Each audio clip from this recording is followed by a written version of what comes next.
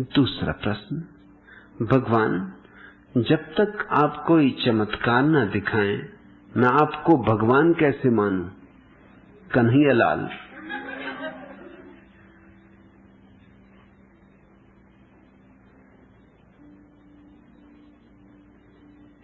चमत्कार कभी हुए ही नहीं, चमत्कार हो ही नहीं सकते। चमत्कार का अर्थ होता है जीवन के नियम के विपरीत कुछ होना, जो कि असंभव है। जीवन का नियम यानी परमात्मा, परमात्मा के विपरीत कुछ कैसे हो सकता है? जो भी होगा उसके अनुकूल होगा। जो भी होता है धर्म के नियम के अनुकूल होता है। हां, तुम्हारी समझ में ना आ पड़ता हो नियम, यह बात और, तुम्हें चमत्कार जैसा लगे यह बात और, लेकिन चमत्कार न कभी हुए हैं न कभी होंगे। लेकिन तुम्हारे अज्ञान का शोषण किया जा सकता है। कन्हैयालाल, तुम किसी मदारी की तलाश में हो तो चले जाओ सत्य साईं बाबा, राख वगैरह निकाल के बता देंगे, चमत्कार हो जाएगा। स्विट्जरलैंड में बनी हुई घड़ियां निकाल के बता देंगे, चमत्कार हो जाएगा। पता नहीं ये कैसी सरकार है, तस्करों को पकड़ती, सत्य साईं बाबा को क्यों नहीं पकड़ती? ये तो तस्करी हुई। स्विट्जरलैंड में बनी हुई घड़ियां कोई आदमी निकाले, ये तो तस्करी हुई।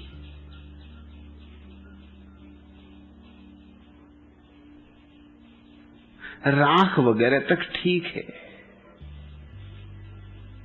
मगर ऐसे मूढ़ जन हैं इस देश में कि राख को विभूति कहेंगे। शब्दों में तो हमसे कोई बाजी नहीं मार सकता, निकलेगी राख और कहेंगे विभूति निकल रही।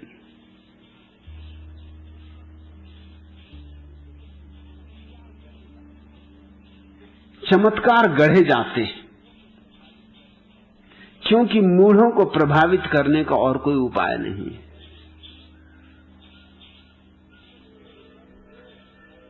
जीसस ने मुर्दों को जिलाया, हालांकि खुद सूली पे अपने को बचा ना सके।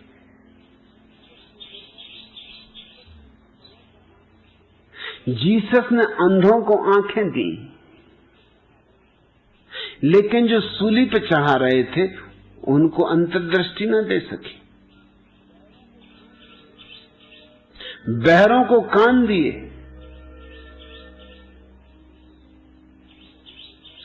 लेकिन यहूदी धर्मगुरुओं को कान न दे सके। कहते हैं लंगड़े लूलों को पहाड़ चढ़ा दिया, लेकिन खुद जब गोलगोथा की पहाड़ी पर सूली को कंधे पर रख के चढ़ना पड़ा तो 3 बार गिरे,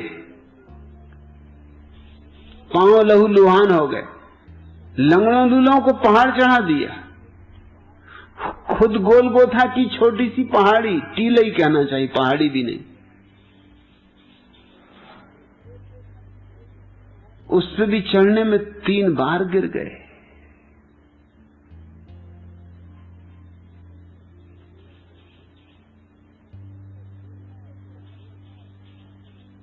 कहते हो कि समुद्र को देखा और शराब बना दिया, और जुदास के हृदय को न बदल सके। एक आध बूंद शराब उसमें भी गिरा देते, वो भी मस्त हो लेता। जब सागरों को शराब बना सकते हो तो आदमियों को इतनी मस्ती न दे सके? वो 30 रुपए में बेच दिया जीसस को। ये कहानियां बाद में गढ़ी जाती। 3 दिन के बाद पुनरुज्जीवित हो गए।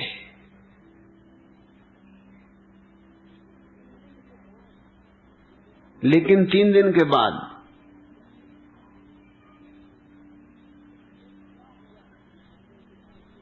फिर क्या हुआ? ईसाइयों के पास कुछ कथा नहीं कि 3 दिन के बाद पुनरुज्जीवित तो हो गए, फिर क्या हुआ, फिर कहां गए, फिर क्या करते रहे।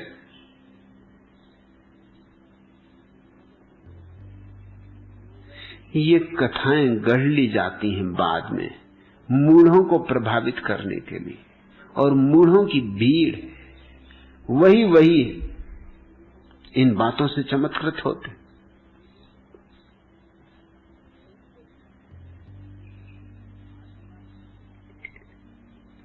आदिवासी इलाकों में ईसाइयों का काफी प्रभाव है, क्योंकि आदिवासी सीधे साधे लोग हैं, उनको छोटी मोटी बातों से प्रभावित किया जा सकता है। मेरे एक मित्र हैं, वो मुझे सुना रहे थे कि मैं एक गांव में गया, वो था सन्यासी है,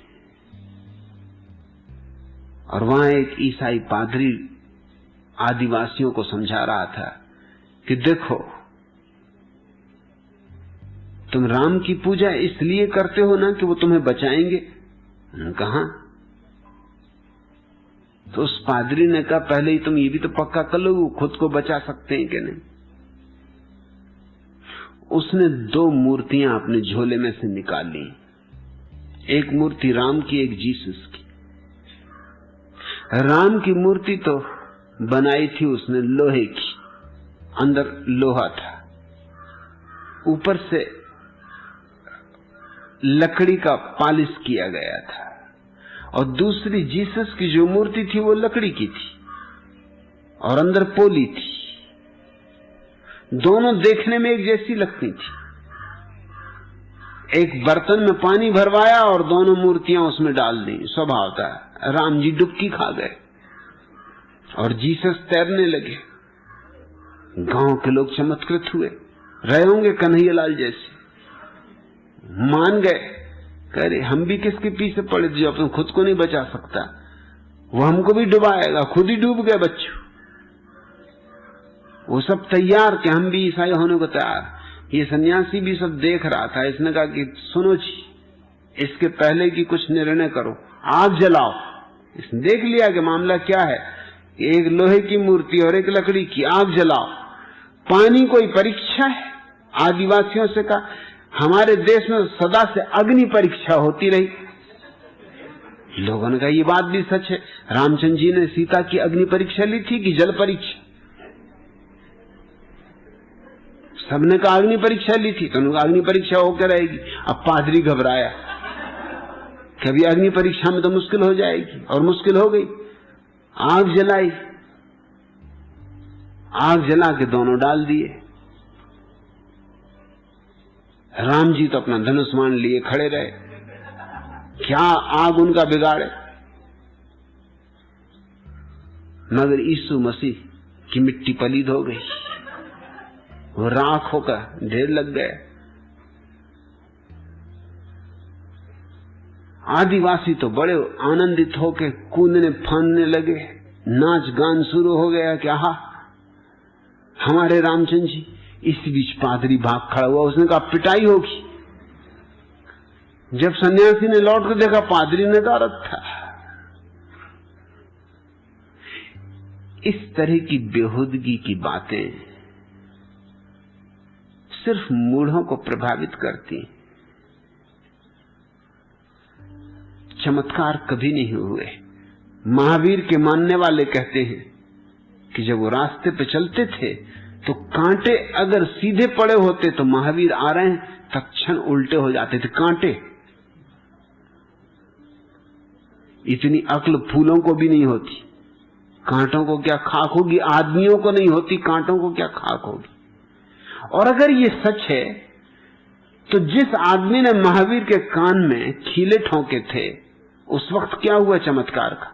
उचक के खीले उसी आदमी के कान में ठुक जाने चाहिए थे।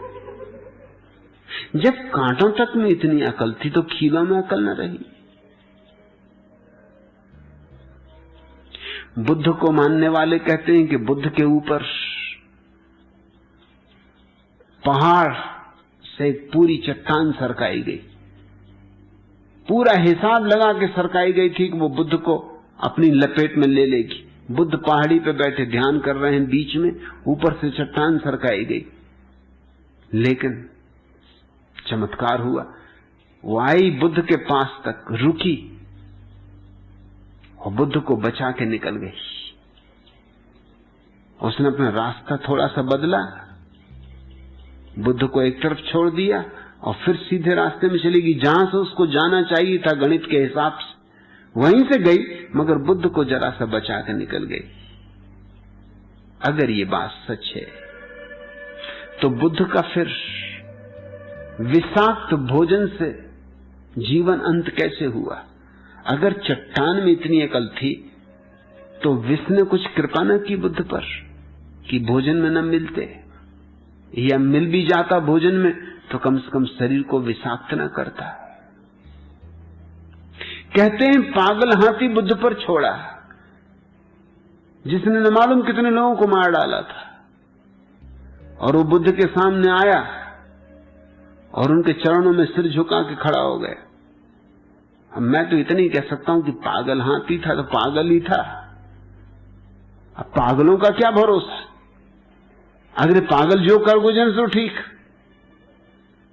पागलों के संबंध में कुछ निश्चित नहीं हुआ जा सकता।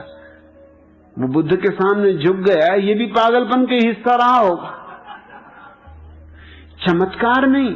क्योंकि जब आदमी नहीं झुके, जिन्होंने पागल हाथी छोड़ा था, तो पागल हाथी क्या खाक झुकेगा?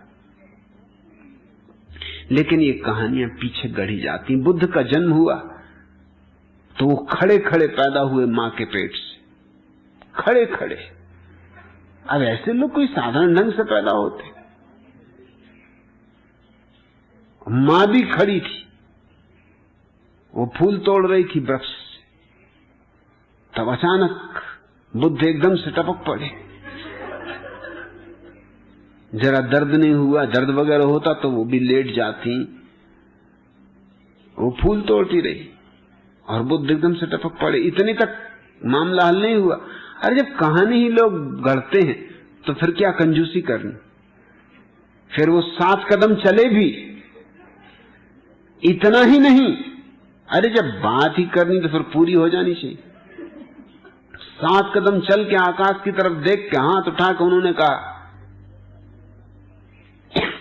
कि मुझ जैसा बुद्ध ना तो पहले कभी हुआ है, न बाद में कभी होगा, मैं परम बुद्ध हूं। इसकी घोषणा की, गर्जना की, आकाश थर्रा गया, पृथ्वी डोल गई।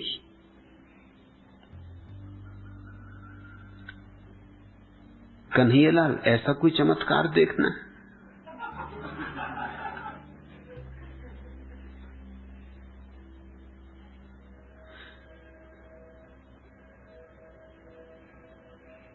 इस तरह की मूर्खतापूर्ण बातें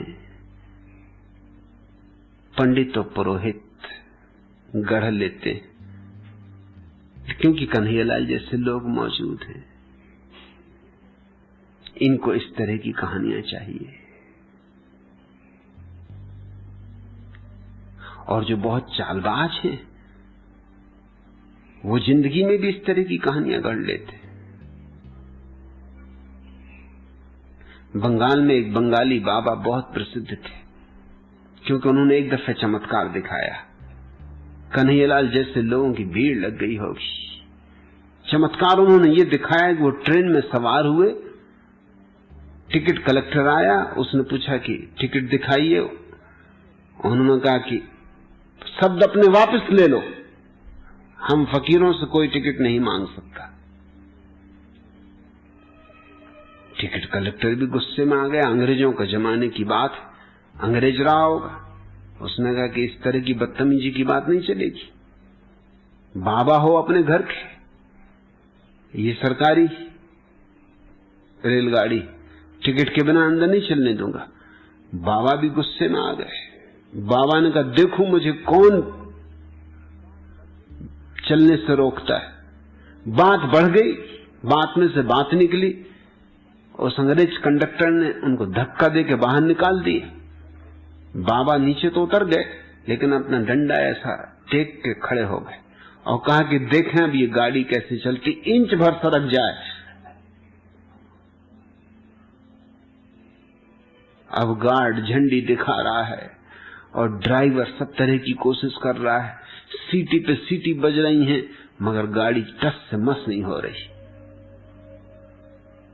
तहलका मच गया। पूरे स्टेशन की भीड़ इकट्ठी हो गई, सारे यात्री इकट्ठे हो गए। बंगाली बाबा ने गजब कर दिया, गाड़ी रोक दी। ड्राइवर कहे मैं भी चकित हूं, इंजन में कुछ खराबी नहीं, सब ठीक है, चलता नहीं। स्टेशन मास्टर दौड़ा फिर रहा है, ऑफिसर भागे फिर रहे हैं, मगर कोई उपाय नहीं। आखिर स्टेशन मास्टर ने कहा टिकट कलेक्टर को, भैया माफी मांग लो और बाबा को कहो कि आप बेराजो अंदर, अब गाड़ी चलने दो, लोगों को 1000 कामों पे जाना है। अब लोग मेरी जान खा रहे हैं, कोई कहता मुझको अदालत जाना है, कोई कहता मुझे अब दफ्तर जाना है, और ये गाड़ी कब तक रुकी रहेगी। पहले तो आनाकानी की टिकट कलेक्टर ने, लेकिन जब देखा कि मारपीट की नौबत खड़ी हो गई, भीड़ इकट्ठी हो गई, भीड़ ने कहा पिटाई कर देंगे, हमारे साधु महाराज का तुमने अपमान किया, माफी मांगो। जबरदस्ती माफी मंगवाई, लेकिन बंगाली बाबा ने कहा कि पहले नारियल लाओ। जब तक नारियल नहीं चढ़ेगा बाबा भी गाड़ी नहीं चढ़ेगा। जल्दी भागा भाग की गई, कहीं से नारियल लाया गया, नारियल मिठाई फूल चरणों में चढ़ाए का माफी मांगो, पैर छुओ, और आइंदा ख्याल रखना कभी किसी फकीर को टिकट मत पूछना, पूछोगे टिकट खतरा हो जाएगा। फिर बाबा गाड़ी में प्रविष्ट हुए और गाड़ी चली। ये बंगाली बाबा ईमानदार आदमी थे। जिंदगी भर लोग उनसे पूछते रहे कि राज क्या था, आपने किस तरकीब से गाड़ी रोक दी। मरते वक्त उन्होंने कहा अब तो मैं मर ही रहा हूं, अब सच्ची बात बता दूं। सच बात यह है कि टिकट कलेक्टर, गार्ड और ड्राइवर तीनों को मैंने रुश्वत दी थी। ये तीनों मेरे आदमी थे। अब फिर गाड़ी रुकने में क्या दिक्कत है। और एक दफे ये चमत्कार दिखाना था, दिखा दिया कि सारे बंगाल में शोहरत फैल गई, हजारों लाखों लोग आते थे बंगाली बाबा के दर्शन करने।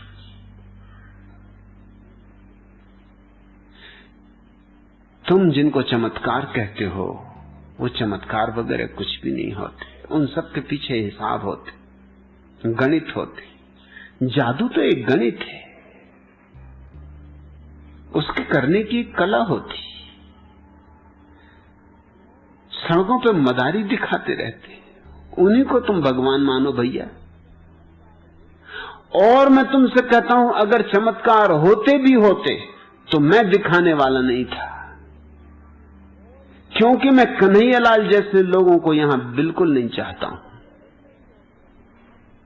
अगर चमत्कार होते भी होते और मैं कर भी सकता होता तो भी कभी नहीं करता,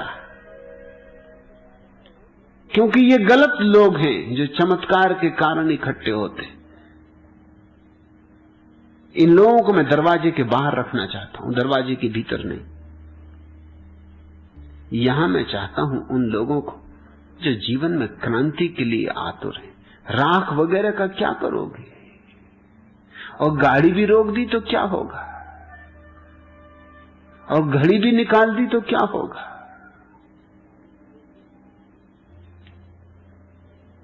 इन सब बेवकूफी की बातों में मुझे उत्सुकता नहीं। हे कन्हैयालाल, हे देवकी नंदन, हे मुरली वाले, भैया गौएं चराओ। यहां कहां आ गए, कोई डेयरी खोल लो,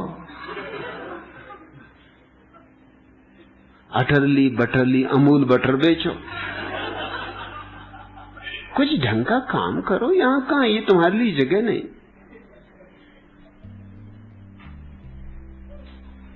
बजरंग बली की सेवा करो, हनुमान चालीसा पढ़ो। हे गोवर्धन गिरधारी, कुछ न बने तो गोबर का छोटा मोटा पहाड़ बना के उसी को उठा लो। तुम्हारे पास ही लोग इकट्ठे हो जाएंगे, तुम्हें कहीं जाने की क्या जरूरत है।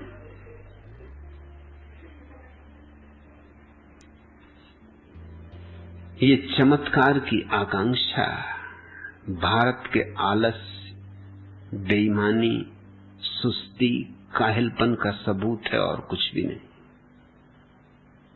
अपने पे भरोसा नहीं रहा है, इसलिए हर उल्टी सीधी चीज पे भरोसा लाने की कोशिश की जा रही। आत्म भरोसा खो गया है, आत्मा पे श्रद्धा खो गई, इसलिए ताबीज, राख, गंडे, इस तरह की चीजों पर भरोसा आ रहा है। एक काहिल सुस्त आदमी अपने मित्र से कह रहा था कि देखो ईश्वर भी कैसे कैसे चमत्कार करता है और कैसे कैसे मेरी मदद करता है। मुझे कुछ पेड़ काटने थे और तूफान ने आके मेरी समस्या हल कर दी। फिर मुझे कूड़े करकट का एक ढेर जलाना था और बिजली गिरी, वह भी समाप्त हो गया। यह सुनकर उसका मित्र बोला, भैया अब आपका अगला प्रोग्राम क्या है? वह व्यक्ति बोला, इस बार मैंने आलू की खेती करवाई है, अतः उन्हें निकलवाने के लिए भूचाल का इंतजार कर रहा हूं।